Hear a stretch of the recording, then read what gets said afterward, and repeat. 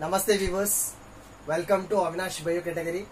So in the introduction video we discussed about the structure of DNA. So in the last video we focused on the packaging of DNA. So today let me focus another major aspect related to, that is in the genetic material apart from the DNA. That is another major genetic material is RNA. So either it may be genetic or non-genetic material, that is.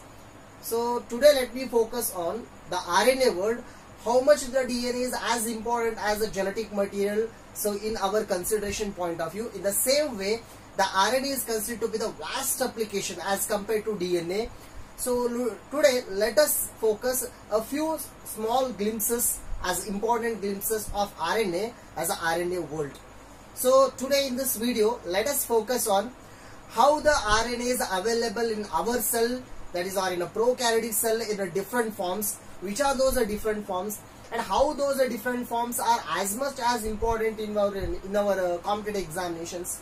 So today, so let us focus on that one. I think today video will be interesting regarding the RNA. So let's get in RNA world.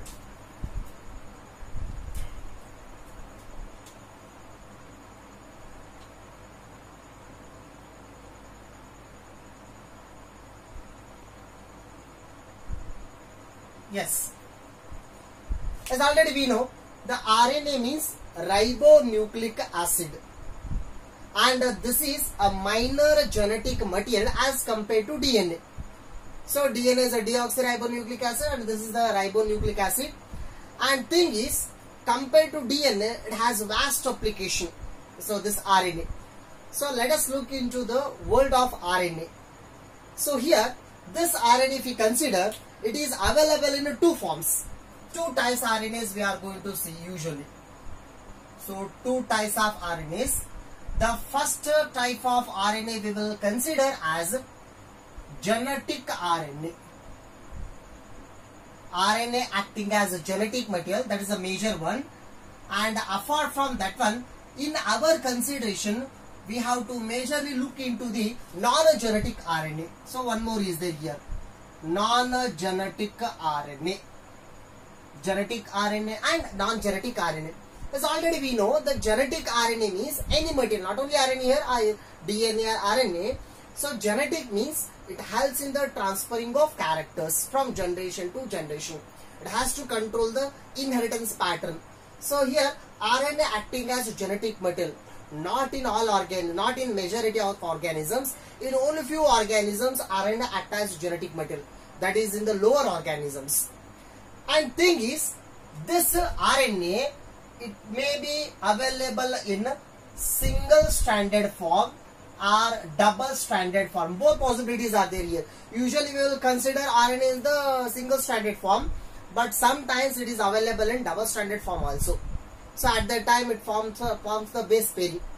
But here a single-stranded is majorly if you consider.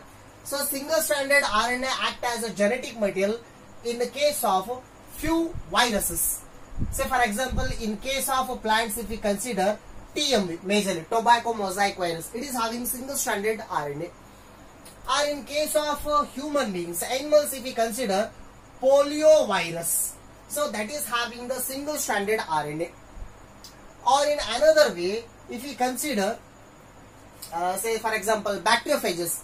So this is the plant virus and this is the animal virus. If we consider the virus which is infecting the bacteria, so F2 bacteriophage.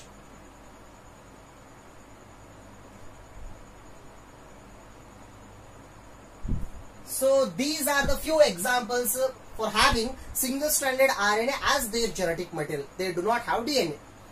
In case of the organisms having the double-stranded RNA, if we consider as the genetic material, there we can consider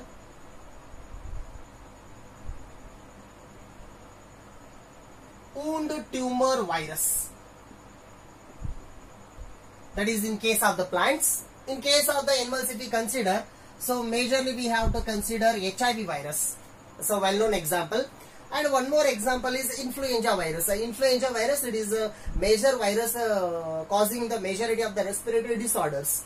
So HIV already you know, this is a familiar example. And if we consider in these cases, RNA act as a genetic material, and this is only in few organisms. But majorly, RNA has this rule, non-genetic material.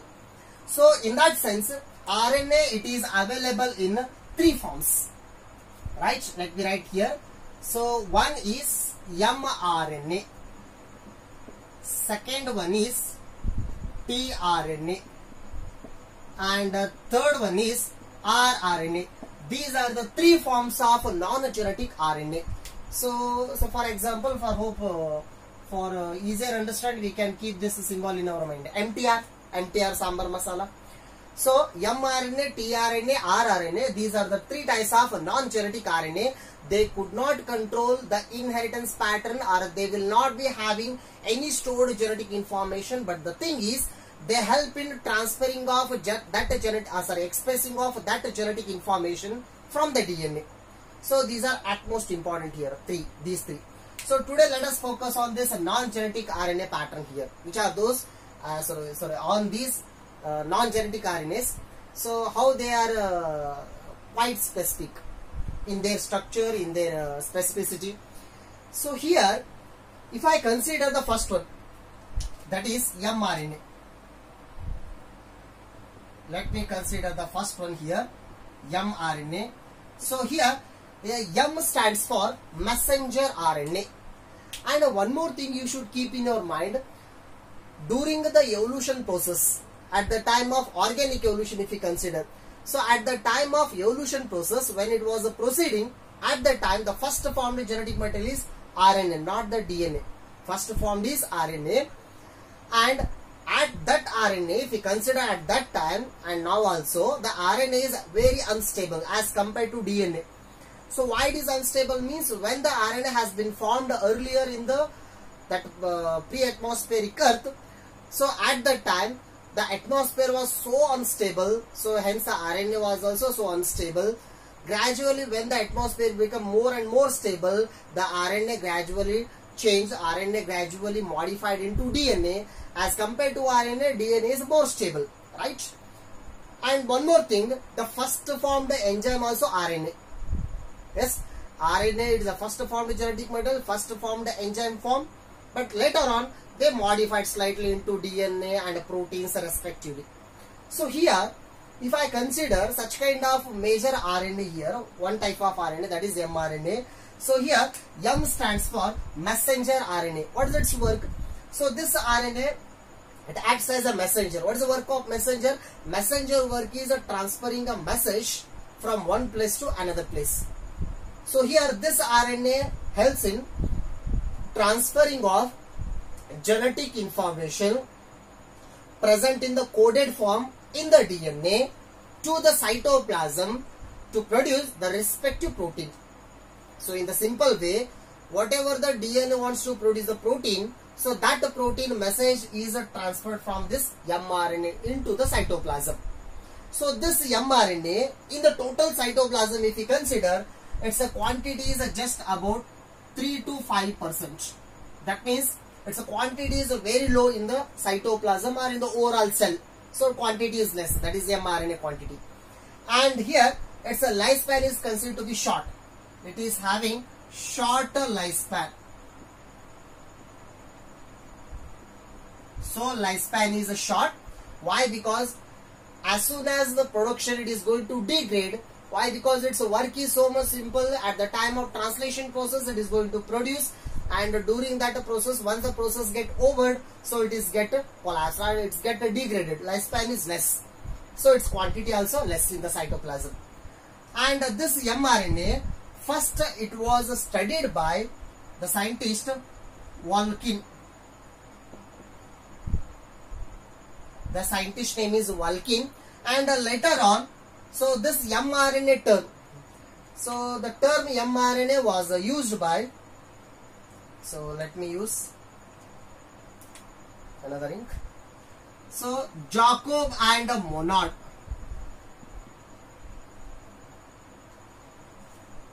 So these two scientists, they gave the term mRNA, and the first it was seen by the scientist, Walkin scientist, and where he observed this mRNA means he observed mRNA in E. coli cell.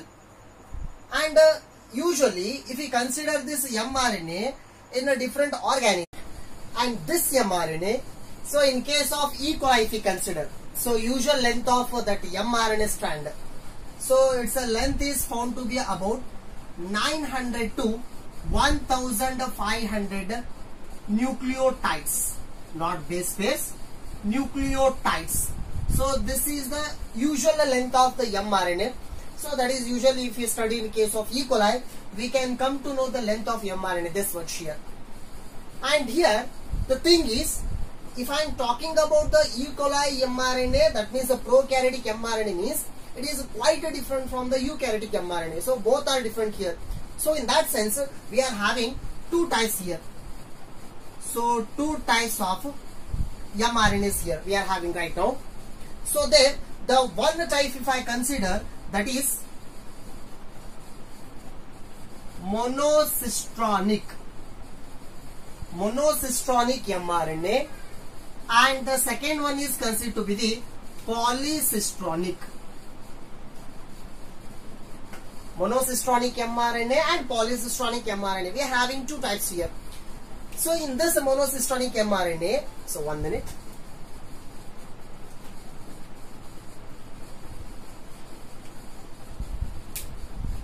So here in this monocistronic mRNA, here the names itself suggest, so mono means single, so cistron means the structural gene, that is. So here one mRNA codes are producing just one protein. So here we can say that, so here one mRNA produces just one protein. So such kind of mRNA is considered to be the monocistronic mRNA. But in some cases, one mRNA it codes are producing many proteins. So that is polycistronic mRNA. So here one mRNA producing many proteins. So this is the thing. And the thing is, polycistronic mRNA usually present in prokaryotes. So that is in a bacteria we can see the polycistronic mRNA, whereas the monocistronic mRNA present in eukaryotes. So all the eukaryotes are having the monocistronic mRNA. That means one mRNA responsible for producing just one protein. So here one mRNA is responsible for producing many proteins. And one more thing, as soon as the production of polycistronic mRNA in the prokaryotes, the translation process starts. That means transcription and translation, both the process occurs simultaneously. Why? Because there is no nucleus. But in case of eukaryotic cells, since there is a nucleus, first the mRNA produced, that is a monocistronic mRNA, first it has to cross the nucleus boundary, then it enters into the cytoplasm. There in the cytoplasm, translation process starts. Hence, transcription translation process, they occurs in a different time intervals. But in case of this polycistronic mRNA, both the transcription, that is production of this mRNA, and the production of protein by this mRNA, both occurs simultaneously. So here, if we consider this mRNA as a structure in case of eukaryotes, in case of eukaryotes, how this mRNA looks like. So let me draw this. Let me consider. This is the mRNA, and thing is, this is not the double-stranded mRNA. Keep in your mind. Just for illustration purpose, just in order to elaborate, I have drawn like this. So this is single-stranded mRNA. So let me consider this is this end 5' and this end 3', right? So here in case of eukaryotes, when the mRNA get produced, it will not be in the active form. It is unable to produce the protein, and that time, so it is present in the inactive form. That inactive mRNA, we will consider it as hnRNA. That is heterozygous nuclear RNA. This heterozygous nuclear RNA, later on it is converting into mRNA. And this oral process, that is conversion process, we will consider it as post-transcription process. Now, let me consider, that is mRNA. That means hrNA, now it has got converted into mRNA. So when it get converted here, so usually we can see some reasons here. Let me mark here. This is the first reason, and here a little bit we are having the second reason, and this portion, let us consider this is the third reason, and up to this mark let me consider this is the fourth reason, and up to this one let me consider this is the fifth reason. Okay, last one more reason, this is the sixth reason. We have bifurcated the active mRNA which is ready for the protein synthesis. I have bifurcated this total mRNA into 6 segments. So here, let me tell you, the first reason in the mRNA, the first reason is considered to be the, which is near to the 5' end. So here, this reason, at this reason, 7-methyl guanosine nucleotide is attached here. So usually we will consider as capping. So here the capping reason is there. That means one side end has been sealed. So this end, that is second reason. If I consider this second reason, let me consider it as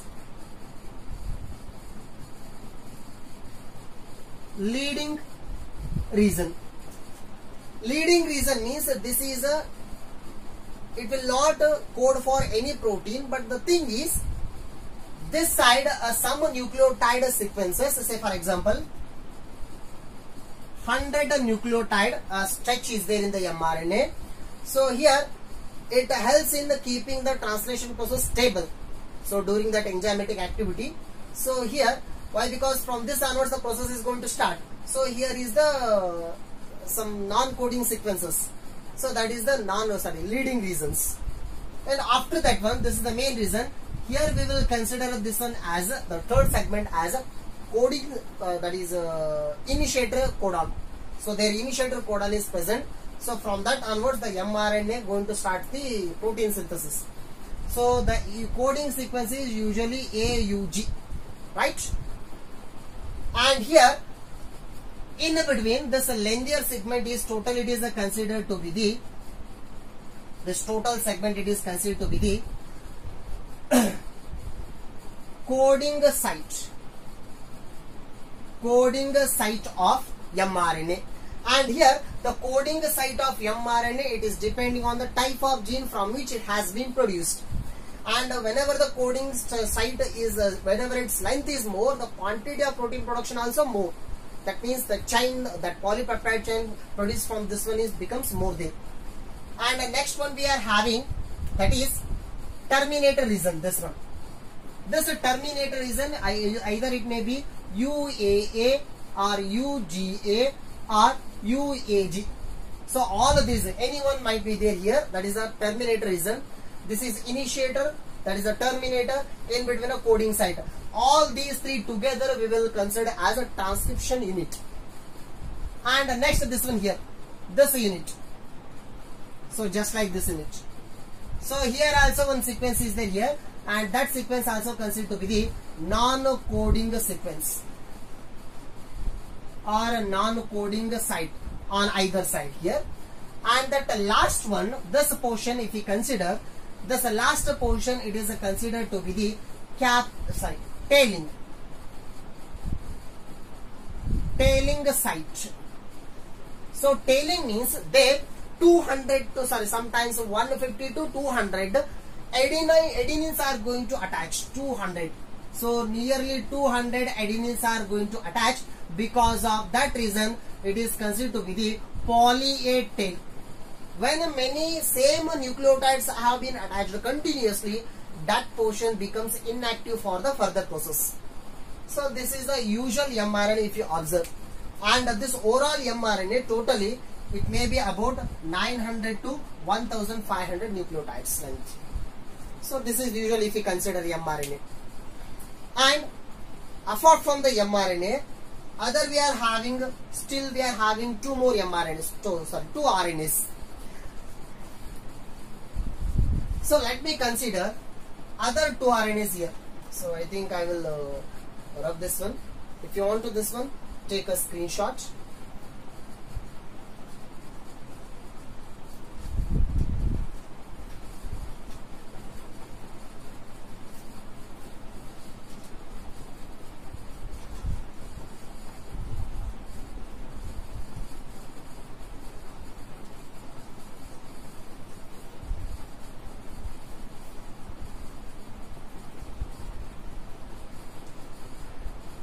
Yes. So let me consider the second one, that is tRNA. Next major one, tRNA. The name itself suggests, here T indicates a transfer RNA. So what is its work? It helps in the transferring of amino acids from cytoplasm, from different places of cytoplasm to the ribosome site for synthesis of polypeptide chain, that is protein, at the time of translation. And this tRNA, so it is a complementary working to the mRNA nature here. And here this tRNA, if we consider in the cytoplasm, its quantity is about 10 to 15%. So mRNA 3 to 5%, and this is 10 to 15%. So as compared to mRNA, this is a little bit more in the cytoplasm, that content. So this tRNA, it was studied by many different scientists, but actually regarding the tRNA, the major scientist who worked on this one is the scientist Holle. And this Holle scientist, he got a Nobel Prize, so in the regarding his work with the tRNA, and he shared that Nobel Prize along with our Indian great scientist Hargobind Khorana. Not Corona, Khorana. Hargobind Khorana. So here, if we consider how the Holle discovered this, the structure, in detail related to this tRNA means, so he was studying the yeast cell, right? In the yeast cell, he observed the tRNA there, and when he observed the tRNA, it was looking like so clover leaf model. So it was looking like a clover leaf model. So clover leaf means we will call it as trifolium leaf. How the trifolium leaf petioles will be looking like, in the same way the tRNA was appearing.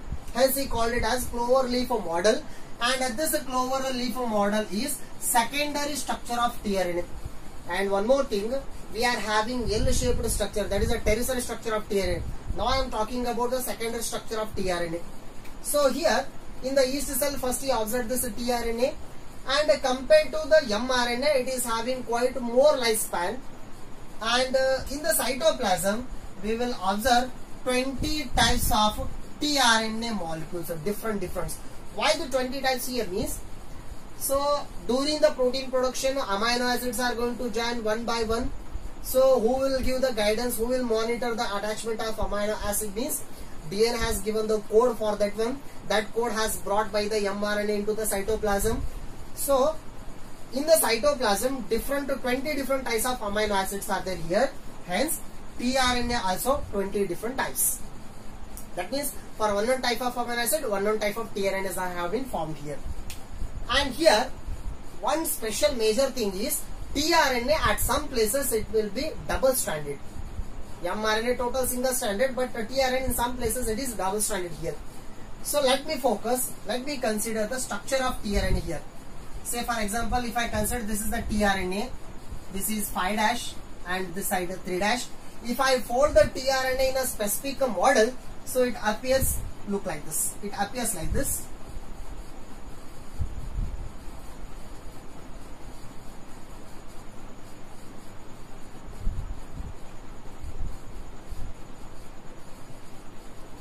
Yes, this is the structure of tRNA molecule here, and it is not a double stranded just like DNA. It is of course single stranded, but in some cases, in some places, it forms a double stranded here. Let me mark. This is the 5' and this is the 3'. The total strand has been modified like this here.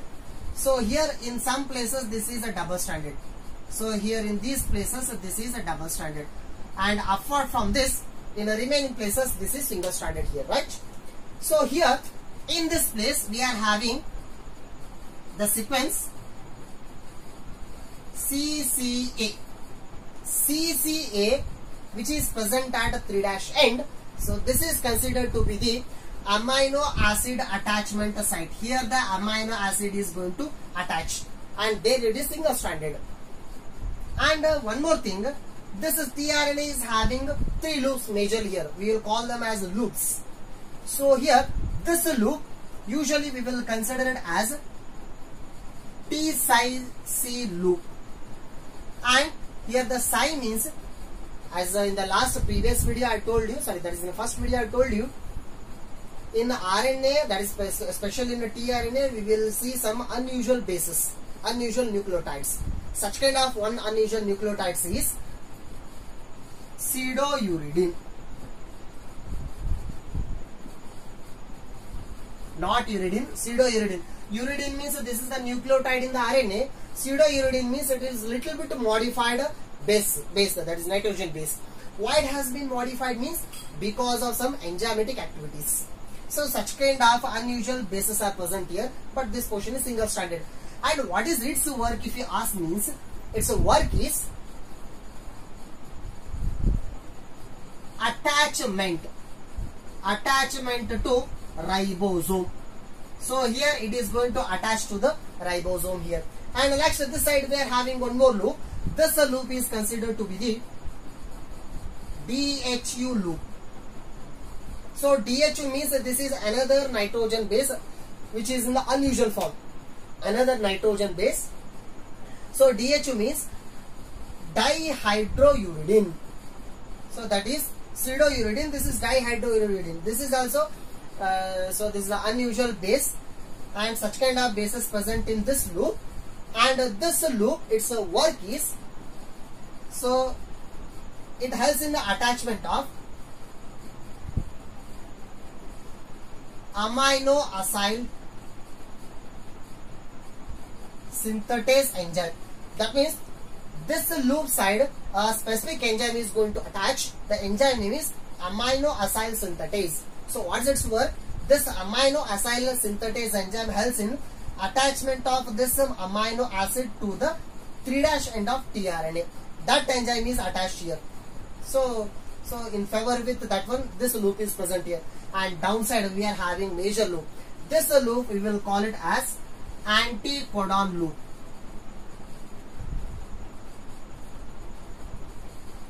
And this anticodon loop, so it is majorly at tip region, it is having 3 unpaired nucleotides. So these unpaired nucleotides we usually will refer them as anticodon. mRNA is having codon, this is having anticodon. That means to the mRNA it is going to lock. So that anticodon loop is present here. Downside the mRNA is going to attach here. And here in a loop portion, this is a single stranded. If I consider this psi C loop, T psi C loop, it might be having 7 nucleotides. It's a size. And if I consider this is also 7 nucleotides in its size, 7 nucleotides are present sometimes. It might be about 8 to 12 nucleotides, this DHU loop. And here one more arm is present here, extra arm, and extra arm also having unusual bases here. So this overall model, if you consider, this is the clover leaf model, and this is the second structure. This structure was given by Holle, and he got a Nobel Prize for that one here, right? And last, third one, majorly if you consider, last one, rRNA. So rRNA, the name itself suggests, here R means ribosome, ribosomal RNA. So here this RNA helps in the formation of ribosome. Then what are ribosomes? Ribosomes are the structural units, are the protein factories. So they help in the formation of protein. Our total overall aim is the production of protein. So for that protein production, mRNA used, tRNA used, next rRNA used. So that rRNA majorly helps in the setting of that factory, that is ribosome. So here this rRNA, it is having the content about 80% in the overall RNA in the cytoplasm content. So this is the majorly available RNA, that is rRNA in the cytoplasm. And this rRNA,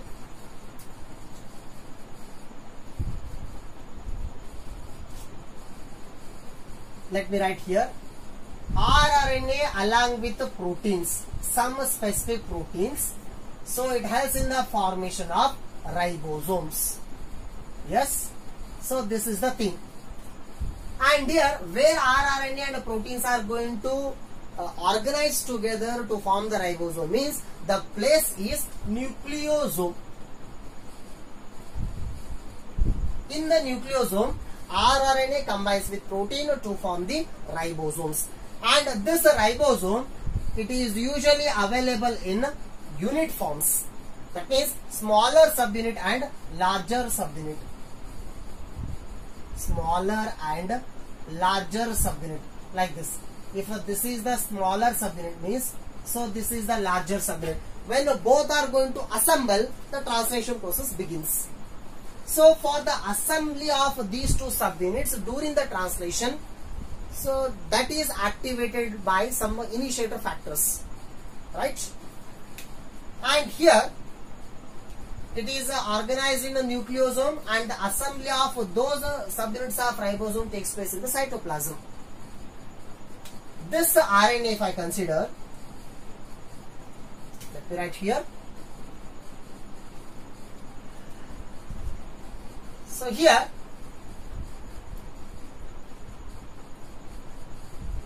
if this is the RNA, means it is folded in such a way that it forms this kind of woolen ball-like structure. This woolen ball-like structure is considered to be the ribosome here, and in this ribosome, this much of form. So this much of form it is considered to be the smaller subunit, and this much of form it is considered to be the larger subunit. So they both are going to combine together over there. And one more thing.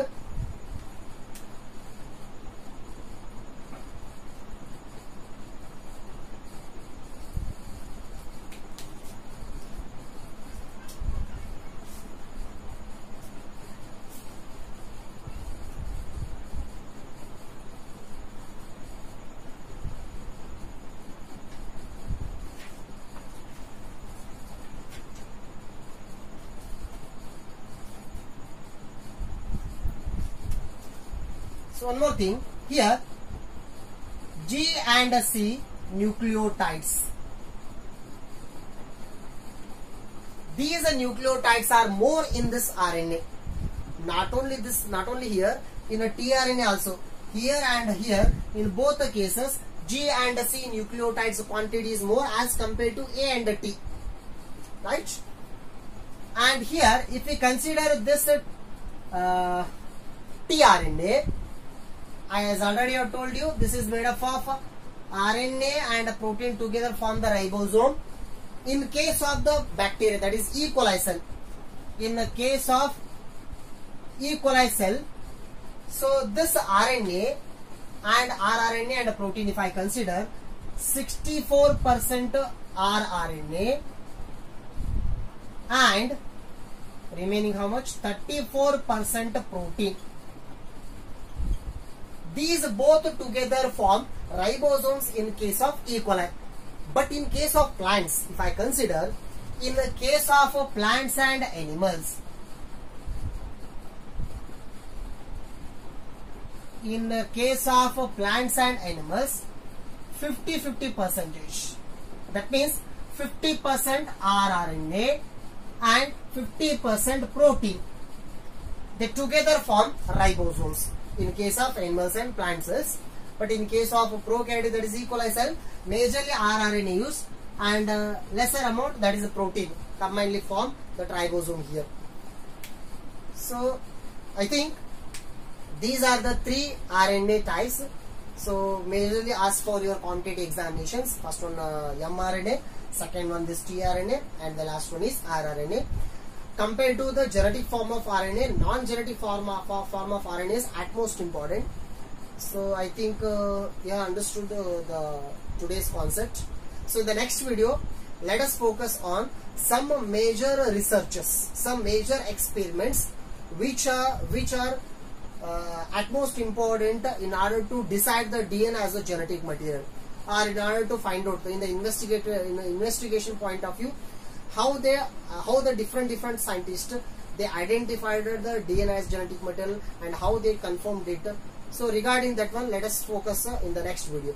Yes, thank you.